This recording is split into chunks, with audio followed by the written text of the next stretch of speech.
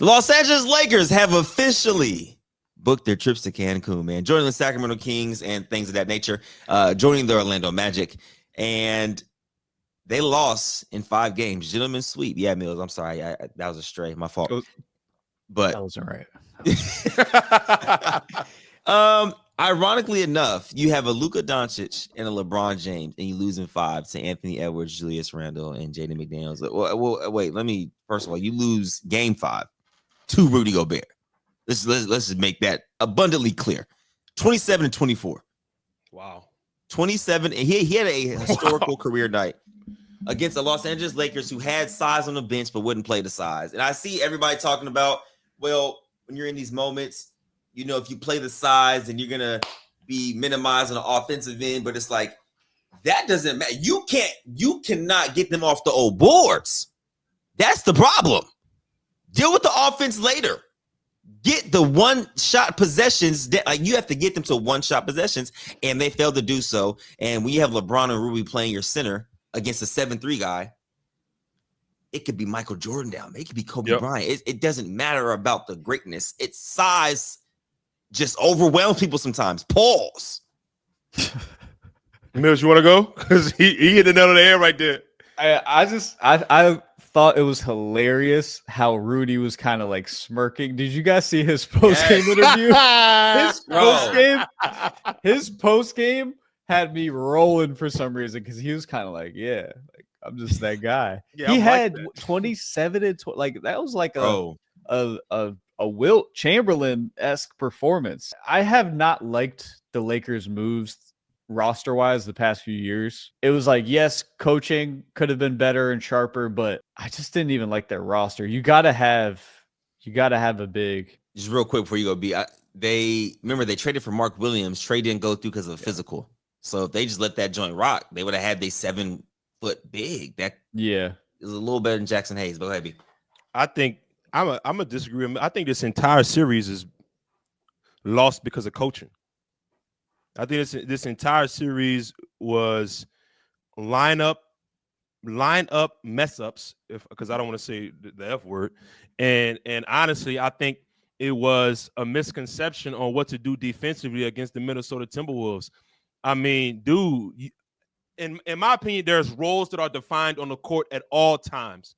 And to me, the game 4 blunder of playing 5 guys the entire second half was is the worst thing I've ever seen. Obviously, it's never been done in NBA history in terms of coaching, allowing 5 guys to play the whole 24 minutes. But, bro, you got a guy like Jared Vanderbilt on your bench. He doesn't score the basketball, but he mucks shit up. Like, that's what he comes in and do. He could muck shit up with Julius Randle, muck things up with Ant, muck things up with Rudy Gobert in the paint, and he could do things defensively and things in the dunker spot if you need him offensively that can allow him to be effective. Playing Dorian Finney-Smith, all those guys, all those minutes in game 4 was just insane to me, because you start off the fourth quarter in game 4 with a 9 or 10 point lead. You can spot some minutes there. You cannot tell me you cannot spot any minutes with a 9-point lead going into the fourth quarter. And by the time the waning minutes came, you got nothing out of LeBron James. The same thing in game 5. You play Maxi Kleber. Yeah, that was odd. Not Jared Vanderbilt. That was odd. You play Maxi Kleber. You don't play Jackson Hayes. I'm like, what is going on? I don't know if that was out of spite of JJ Redick with that clip of him in the press conference when that reporter asked him that question. What do you recall about your thought process in the moment, sticking with the 5 you stuck with in the fourth quarter the other day? And is there an assistant or someone maybe that you'll lean on tonight, maybe to try to get some other guys involved if that opportunity presents itself? Are you saying that because I'm inexperienced and that was an inexperienced decision that I made? Do you think I don't talk to my assistants about substitutions every single time out? No, I just think there's a lot of coaches lean on their assistants in those situations. As do I, There's a lot going every on. single time. To me, that series, you got a 40-year-old and you got to find the spot minutes, bro. You have to. I think this series is a JJ Redick, not debacle, but he deserves like 60% of the blame, 70% of the blame. Yeah. I think, interestingly, I feel like he's almost getting defended a little bit too much in this situation because of he used to work with ESPN. And so some of his friends and counterparts, I don't feel like are talking necessarily fair enough about the situation, because Yeah, I didn't like his answer in the media, or with that in that specific case with the reporter. It just showed like a lack of, first of all, patience, emotional control, and also accountability. He kind of put I just didn't like the way it just didn't sit well with me how he answered that. And I know by nature, I understand JJ's personality. I probably have some of that in me. I think he needs to be a little bit more humble, almost. Like I did not like his answer, and I don't know. I could definitely see what you're saying on that beat, and I don't understand why Jackson Hayes didn't play at all. 5 minutes, Yeah, 10 minutes. yeah. I mean, I know he got bullied by a couple times by Julius, but bro, he could block a shot and grab a board. That's all I'm saying. Mm-hmm. Go ahead, sir. That was the problem though, because before the game he stated Jackson Hayes will not play. It's now Well, pride's that's new to involved. me. I didn't know So that. you see them getting dominated. Yeah. Like they reported it before the game. Like he said Jackson Hayes will not play tonight. So seeing them get dominated in the paint, and you have Jackson Hayes and an Alex Lynn. Alex Lynn, of course, is just a big body. But I'm saying, like, you have some size on there that can, you know what? We're down with our backs against the wall. We could possibly go home in a matter of 48 minutes. And I see Rudy Gobert defeating our team solely on old boards. I'm gonna go. You know what? I'm gonna put my pride aside. I'm gonna go ahead and throw Jackson or somebody in there just to see what can happen in a 2 or 3 minute span. But for you to sit there and just continuously watch, and then throw Maxi Kleber, who hasn't played since like January of 1955, into a game 5 situation where it's a win or go home. He catches the ball on the sideline, stepping out of bounds. He played hard though. But like I said, that you don't gotta tell somebody to play hard when you know what I'm saying, you're in the NBA, you should be playing hard regardless. But like the court awareness from Maxi, he hasn't played. You can't just throw somebody in there and say, hey, Maxi, you're the guy. Figure it out. Doesn't work that way. That's where the humility as a coach plays in. Okay, so this is your game plan going into the game. He said Jackson will not play before the game. Yeah, this is on a broadcast. Like, everybody was saying he's not playing. Like, first of all, why would you say he's just not going to play? That's odd. But then if you get new information, I don't care what you said. You got to put your pride to the side, and like if I state something and I get new information, I will be like, I'm wrong, or I have this opinion. My opinion has changed. Your opinion can change and needs to change as a head coach, because the situation is going to change. The game is going to demand different people at different times. And if you think you just have a game plan and there's not going to be in-game adjustments that need to be made, then you're not going to be a good coach, because a lot of coaching is going to be in-game adjustments and things that you see, and you're able to recognize something and make a decision based on that recognition. And that's what it seemed like JJ was like sticking to his guns. And that's why I bring up the humility thing for him and the pride thing for him, because you have to have those. We talked about leadership a few videos ago. It's like, you can't be super prideful and lack humility as a head coach. I'm not necessarily saying he does lack humility. I'm just saying it's something that I've seen recently, to where it's like, you didn't want to make an adjustment because of a take that you had, but it takes humility to say, hey, I was wrong. This is what's best for us. So that's going to be some growth as a head coach that he needs to be had. You know, I want to give some credit to, and it's not even Ant-Man, because Ant-Man played incredible the whole series. So obviously he's going to get Julius Randle. Yeah, he played great. Yeah, he played amazing. And I'm not even talking about on the offensive end, because he was very efficient. But that's the first time I've seen Julius lock in defensively like that way, like switching, guarding LeBron James primarily. When he switched on Luka, he did a pretty good job battling in the paint. Like Julius, I'm like, hold on. If he plays like he's played a little bit better than what Cat played last year for the Minnesota Timberwolves. Yeah. So I'm like, hold on. He's added an edge to this roster that's kind of like, hold on. Who they play next? The winner of the Warriors and Rockets. That's interesting. That's interesting. But man, Julius Randle deserves a lot of credit, bro. I just love the way he played. So Mills, I wanted to piggyback on your statement, but I had a brain fart because you were jogging me what you were talking about in the middle portion. Was it the ability to make in-game adjustments? Yeah. Pride. Yes. Yes. It's getting there. Wow, just had a full brain fart. Well, we move on. we move on, and we figure out the rest later. No. This isn't what I forgot, but I'm gonna say this too. We have to hold Austin Reaves accountable. He played absolutely terrible. And the reason why I say you have to hold him accountable because you go in the media and basically say, I'm the best white hooper. He said that? Oh, well, not matter of fact. Oh, wait, you gotta find it? To something? Oh, bro. He's about to find it. I have a quick take on Austin Reaves, and I think that he definitely deserves to be held accountable and he deserves a recognition that he has gotten as far as his production and the way he plays.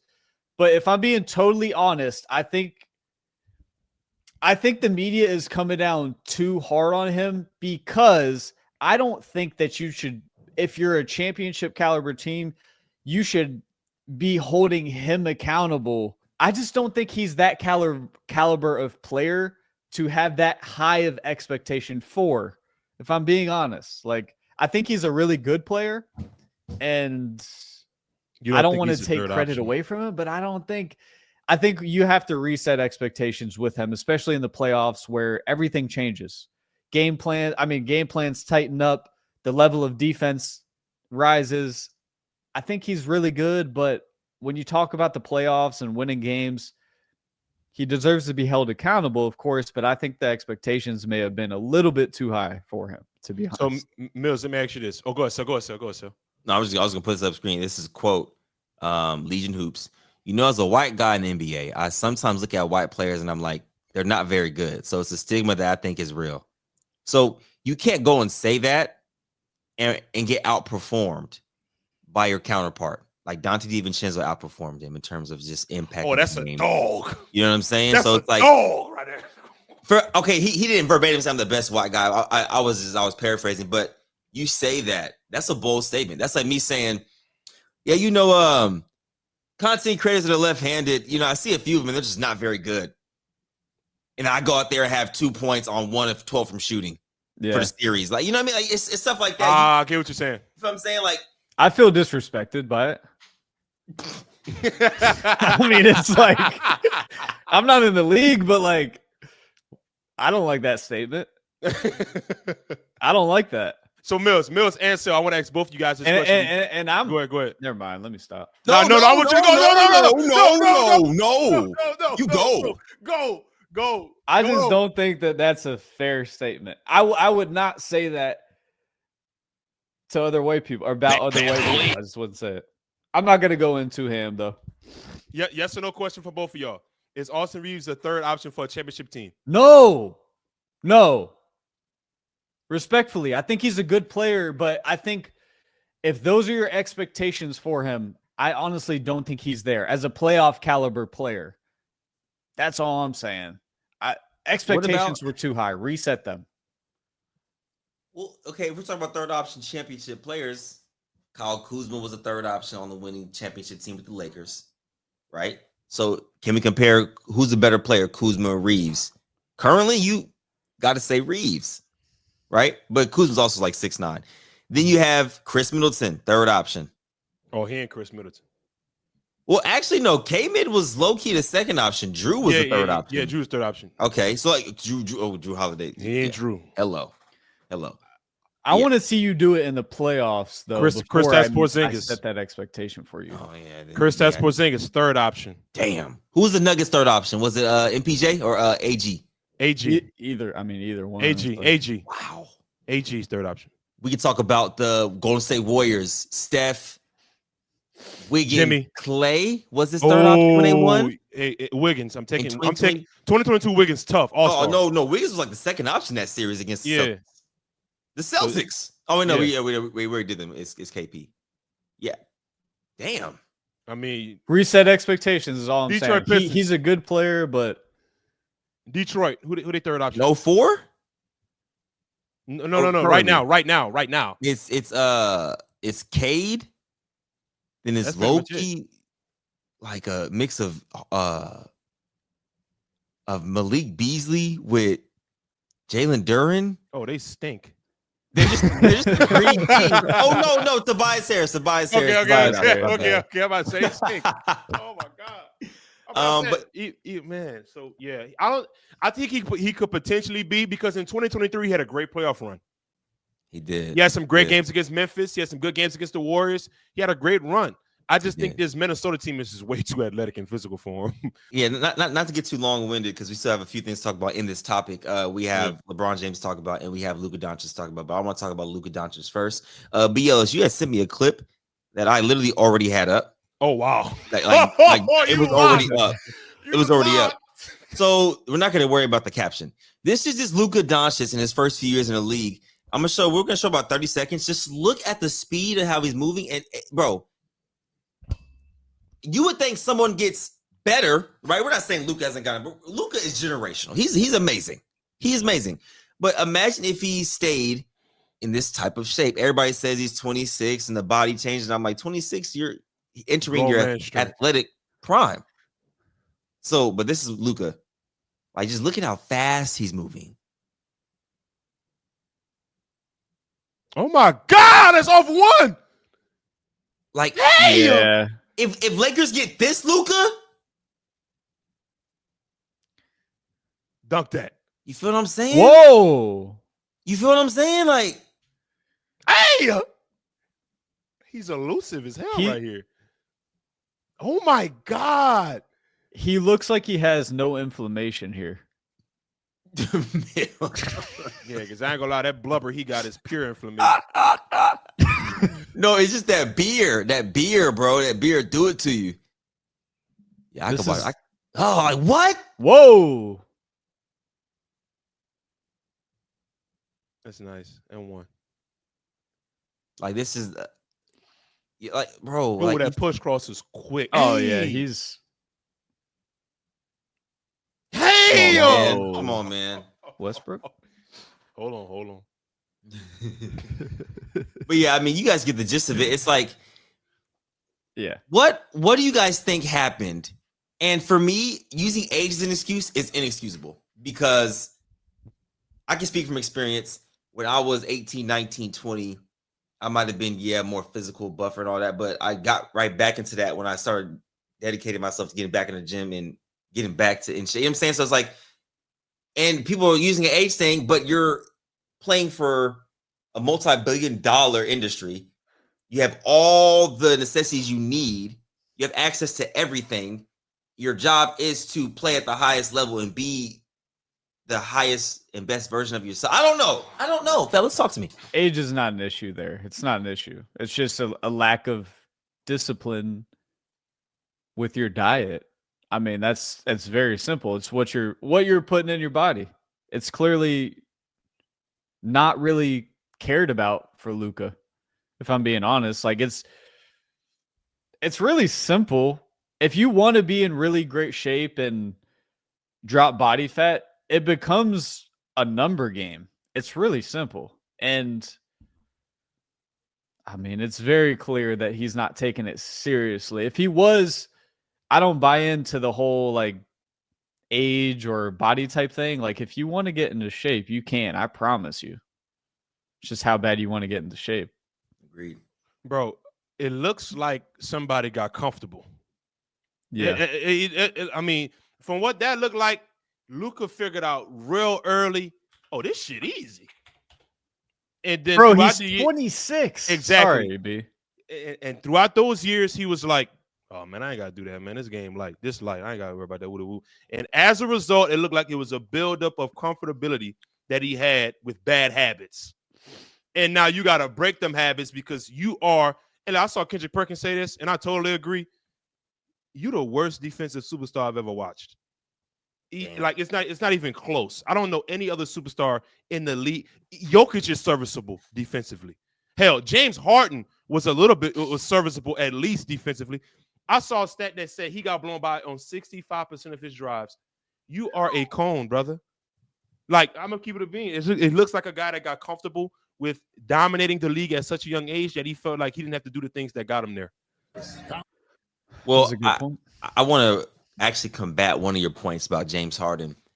when James Harden was with OKC, he was Kobe Bryant's primary defender. He used to be a really lockdown defender. You ain't combating because I'm fighting with you. Yeah. But then later on, when the scoring task got more and more, and with the Rockets, his defense took a hit. But post defense wise, James Harden's one of the best post defenders in the league. And when he want to sit down, he can sit down. Yeah. But this is kind of what like we were seeing all series with Luka is plays like this. Just immediate blow by. Oh my God. Like multiple times. He's insane. Immediate blow by. It's really, this conversation to me is very simple. If you want to get in better shape, he will come back in way better shape. This is not a rocket science type of situation. I do feel like your weight should be a no-brainer at that level. I feel like that should be like not even a conversation. And I think that unfortunately it is a thing with Luka, and not trying to bash him because I love him. I love his personality. He's incredible obviously offensively, but at some point, you also want to care about your teammates. And if you're just getting blown by at that level, it's like, why is that happening? Your weight might have a little to do with that. So let's fix the weight this offseason, Luka. Let's shape it up. Let's at least, handle our responsibilities, because it's not even a talent thing is what I'm getting at. Correct. It's just a commitment thing. Now, the last part of this conversation I wanted to pivot to is LeBron James. He's now entering, if he continues to come back or if he decides to come back to the league, year 23, entering age 41. That window of winning a championship, I think this was his last real chance, in my personal opinion. Not saying he doesn't have a chance next year, because we don't know. We think LeBron's going to slow down, and he just surprises us every time. Yeah, he might not be the same athlete in terms of defensively and offensively, but with LeBron, like this series, he was guarding. He was playing his ass off. But this is the one time I've seen age actually kick in for LeBron, where I'm like, he actually looks gassed out there. I'm not used to seeing this. I got people texting my phone saying, yeah, Jordan would never. I'm like, you're right, because Jordan wasn't playing like this in his 40s. Yeah. So for LeBron, though, the expectation, though, is you have that name. So when you're out there, people expect you to win. That's just what it is. That's just what comes with it. And I think he's going to come back for another season. I'm a numbers guy. I think historically, this is the year he goes, I'm on a farewell tour, year 23. I wore 23 most of my career. I think it just makes more sense, like a storybook ending. He's played more years than Vince Carter, I think, who played 22 years. I don't know if that's the record or not, but it's just, I think he wants to go out playing the way he wants to play rather than being just a body out there. And I think this year he can go out on top, still looking in good shape, still being LeBron-esque-ish, without being like a shell of himself. So I think he comes back for one more year at least. And you just checked the last box, which was playing with Bronny. So there's not much left here. At all. 50K points. I mean, B, what you got? Honestly, it depends on roster construction.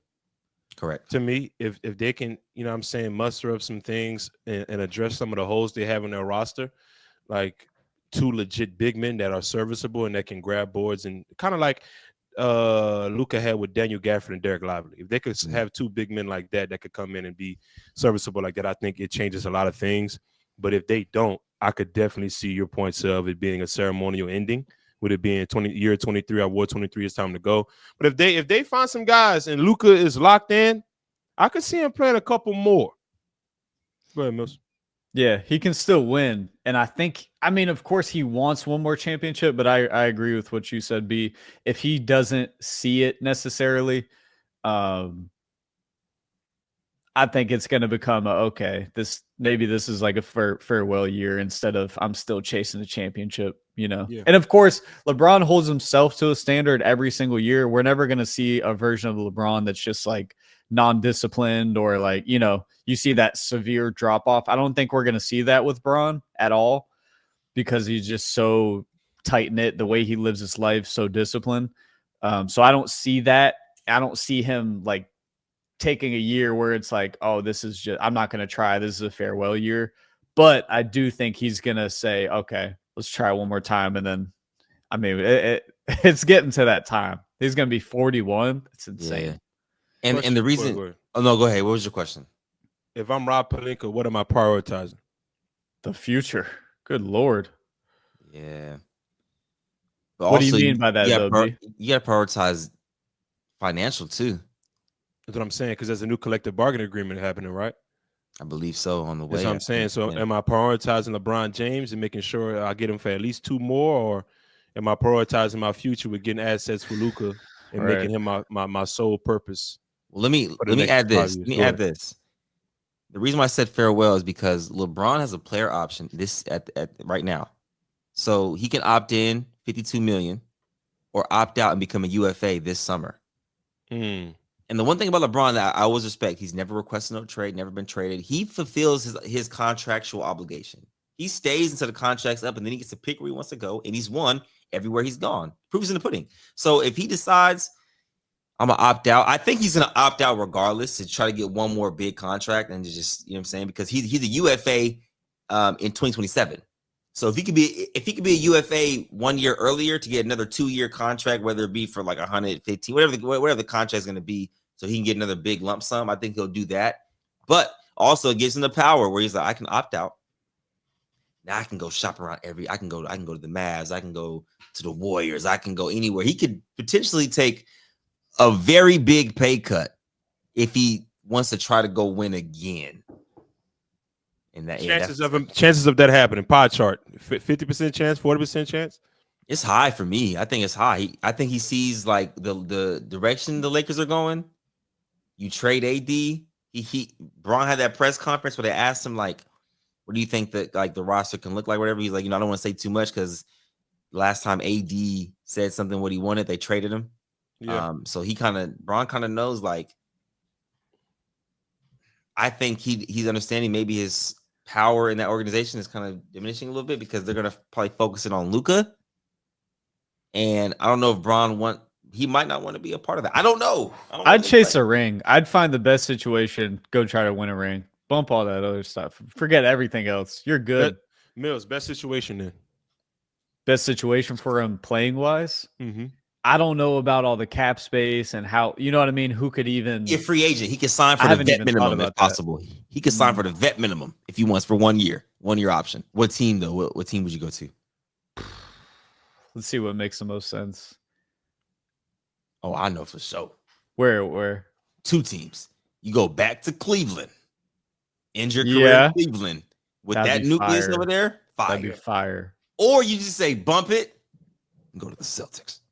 Yeah. Oh no. That'd be OP. No. Cleveland. Go back to Cleveland. I like the Cleveland take. I love the Cleveland take. You win a second one. If you come back and help Mitchell, Mobley, and those guys win a ring, on let's say like not a vet minimum, on a lighter contract. And just to finish your career out, I mean, it's a beautiful thing. Like even from that perspective, but you also have a real chance to win with that roster with him. So it's it's the best of both worlds. It's like I'm not going to the most OP team, but I'm also going back to close it out where I grew up at in my hometown, and I have a chance to win a ring. It's beautiful. Especially if they fold in the playoffs against the Celtics again. Right. And Bron's like, I'm coming to save the day again. Yeah, exactly. You can only win there, Bron. It's only a win-win. I like the Cleveland take. I love the Cleveland take for sure. That'd be fire. Though. But hey, needless to say, man, there's guys out there like Stephen A and Skip Bayless that will continue to say Bron's not the GOAT. That's hearsay. You know what I'm saying? That's always going to be a subjective debate. It's never objective. There's no fact set in stone because you can't say it's rings because we could bring up X, Y, and Z. Like it's just more so of a personal preference. But I will say there's nothing left to prove for Bron on his resume. Nothing. Now, this is where the conversation comes into, though. He retires without a farewell tour because he's like, I'm gonna just up and leave one time if I don't come back. What does that look like in terms of the nature of the NBA? Like a mogul, a staple in the basketball game like that, just up and leaves, doesn't have the correct farewell tour. Kobe had it, D Wade had it, but not Bron. Jordan didn't really have it either, though. Technically. If I'm being honest, I'm not a big farewell kind of guy. I'm not a big farewell year kind of guy. Okay. I wouldn't mind him just cutting and leaving. Personally, I would like that actually more so. Can I ask why? Go ahead. For me, the farewell tour just feels like it's a victory lap, and I totally get it. But I think that everything you've done doesn't need, like, you don't need to add that last year to me, because everything you've done as your legacy. You don't need like a legacy year where we like actively think about these things. It's like, right, the memories are there, bro. It doesn't really matter to me as much, but I understand for the people that would want it. I totally get it. I completely agree with Mills, so let me tell you why. Bron's farewell tour is going to consist of a playoff run. So you may as well up and leave. D-Wade didn't have no playoff run. Kobe didn't. Vince Carter didn't. So it's like Jordan did it. Jordan did it. So he's gonna have a playoff run, and it's gonna be another L, because unless he goes to the Cleveland, like you said, yeah, then he's not gonna win a championship. So just go ahead and cut ties with him. Yeah. I agree with Mills right there. Your legacy is your legacy. You know, whatever people want to think, just lay it all out there. You already have. You don't need another year for them to talk about, this is the last time he plays here. It's like, can I say this before we end this segment? Yeah. And and I'm not counting no man pockets, but a lot of people are gonna be wondering what the hell they're gonna be talking about when this man retire. Oh, brother. A lot of people are gonna be like Dreamers Pro. If y'all go to Dreamers Pro, it's like LeBron. Oh my God. You got to figure something out, brother. It's gonna be Skip Bayless. Oh, brother. You got to figure something out. Brother. Oh, no. Last thing. Hey, Skip Bayless, man. And this is I'm gonna say this and we'll end it. I feel so bad for Skip, and it's for a reason that people won't even think I'm saying. I know Skip sat there his whole journalism career, bashing Braun, hoping for some type of recognition. When Skip Bayless saw LeBron confront Stephen A. Smith, Skip Bayless probably died inside. He probably said, that should have been me. That should have been me. Stephen A. took that moment from Skip.